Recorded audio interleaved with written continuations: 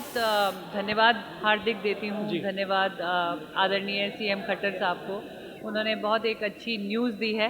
अगर हम diversity and inclusion की बात करते हैं तो महिला दिवस से बेहतर कोई दिन नहीं था जिसमें उन्होंने पुनः, जैसी एक हमारी अव्वल दर्जे की एक पॉलिसी रही है हरियाणा की, जिसमें से सारे पूरे समस्त देश ने अंतर्राष्ट्रीय देशों में भी उस पॉलिसी को सराहा था, जिसमें पैरालंपिक और ओलंपिक खिलाड़ी की सारी जो अचीवमेंट्स हैं, जो देश के लिए लाए गए मेडल हैं, उन्हें सम्मान स्तर का दर्जा दिया था।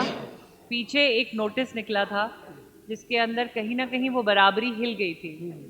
हमने अपनी अर्जी रखी थी आदरणीय स्पोर्ट्स मिनिस्टर संदीप सिंह जी के पास, और हम सब चंडीगढ़ गए थे पैरा एथलीट, और ये बात रखी थी कि जब संविधान हमें अलग नहीं कर रहा, जब यूनाइटेड नेशंस पैरालंपिक ओलंपिक को बराबर का दर्जा दे रही है, ऐसा कोई भेदभाव नहीं है, तो इस पॉलिसी में ये भेदभाव क्यों? और हाथ की हाथ उन्होंने ये डिसीजन ले लिया था कि नहीं, ऐसा कुछ नहीं होगा। जो सबका साथ सबका विकास का एक विजन है, और जब ये खेल वाकई बराबर है, एक ही प्रांगण में खेले जाते हैं, और ऐसा नहीं है कि हम लोगों का कंपटीशन नहीं है या उतने ही देश उधर खेलने आते हैं, तो ये बहुत अच्छा कदम रहा। और आज के बड़े शुभ दिन ये समाचार वापस आया, क्योंकि जो बीच का एक नोटिस निकला था वो ज़रूर हमें हिला गया था, लेकिन हम खुश हैं कि इसके अंदर, लेकिन अभी भी इसमें एक दो चीज़ें हैं जो मुझे उनके सामने रखनी है। हम जल्द ही आदरणीय स्पोर्ट्स मिनिस्टर साहब को और सीएम साहब को दोबारा मिलेंगे।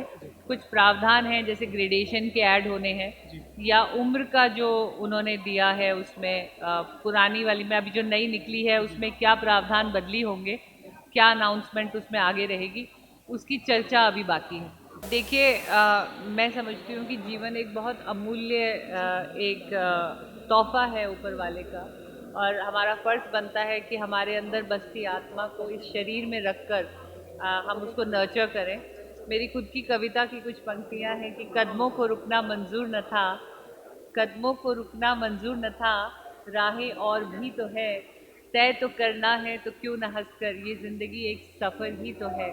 उसे आप अंग्रेज़ी का सफ़र बनाएं या अपने हिंदी का सुहाना सफ़र बनाएं, choice is in your hand, so choose wisely. And मुझे लगता है कि हमको आइडेंटिफाई करना चाहिए, और हमको भी आगे आकर ऐसी महिलाओं का हाथ पकड़ना चाहिए, सपोर्टिंग ग्रुप्स होने चाहिए, एंड रीच आउट करना चाहिए। बिकॉज ऐसा नहीं है कि अगर एक चीज़ गलत हुई है तो ज़िंदगी वहाँ थम जाएगी।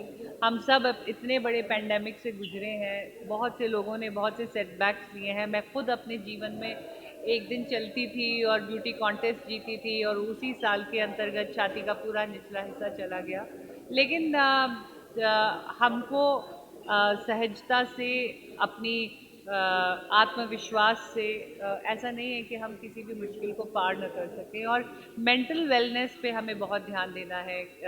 कहना आसान है, शायद वो डिप्रेशन की शिकार रही हो या उनको केमिकली इतनी हिम्मत ना आई हो, सो एक मेंटल वेलबींग की भी अवेयरनेस हमें बहुत ज़्यादा करनी चाहिए। तो आई थिंक ऐसी चीज़ें अगर आएंगी तो ऐसे हादसे नहीं होंगे। पहली बात तो ये मैं कहती हूँ उनकी सुसाइड की टेंडेंसी पे, लेकिन कमज़ोरी वहाँ आ जाती है कि ऐसी परिस्थिति उभर के ही क्यों आए। तो हमें जितना महिला को सशक्तिकरण करना है, उतना ही हमें हमारे समाज के हर मेंबर को करना है। उतना ही सशक्त हमें अपने पुरुषों को भी बनाना है कि वो एक ऐसे इंक्लूसिव माहौल में जहाँ पे सबको बराबर की रिस्पेक्ट, मौके, इज्जत दिए जाएं, ताकि ऐसे हादसे ही ना हो। देखिए, ऐसा नहीं है कि महिलाएं पीछे हैं या पुरुषों को करना है। हर तरफ तरक्की का कोई लिमिट नहीं है, मतलब हमें निरंतर प्रयास करना है। ये नहीं है कि एक दिन ऐसा आएगा और सब ठीक हो जाएगा और अगर हमने आज 2 कदम चले हैं, कल हमें 4 चलने हैं, परसों 10 चलने हैं। तरक्की, प्रोग्रेस, ये एक निरंतर प्रोसेस है जिस पे हमें हमेशा अग्रसर रहना है, और आई थिंक इसके लिए हम सबको मेहनत करनी है, और समाज का हर प्राणी, हर नागरिक देश का इसके लिए अपना दायित्व समझे और अपना योगदान दे, ऐसी मेरी अपील है। खबर का मतलब है एक भरोसा।